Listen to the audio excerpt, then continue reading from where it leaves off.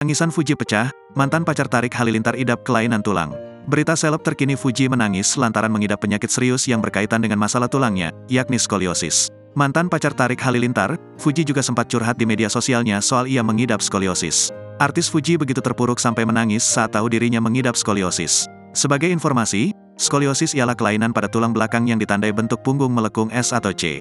Pada unggahan terbaru Fuji Rabu, tanggal 2 Agustus tahun 2023, mantan Tarik Halilintar tersebut menunjukkan foto ronsen tulang belakangnya. Namanya juga hidup, kadang lurus, kadang miring hehe, tulis Fuji.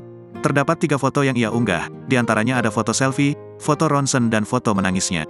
Ia pun mendapat banyak dukungan dari keluarga serta rekan artis. Salah satunya ada kakak keduanya yakni Fadly Faisal. Dirinya berharap Fuji cepat sembuh dari penyakitnya itu. Cepat sembuh ya, emoji hati, komentar Fadly. Ia mungkin karena sering gendong Gala selalu di sisi kanan dan bawa tas selalu di kanan. Jadi miring ke kiri, balas Fuji. Terbaru, ia kini rutin berolahraga seperti berenang untuk memulihkan bentuk tulangnya lagi. 2023 fokus invest badan dan luruskan tulang, kata Fuji.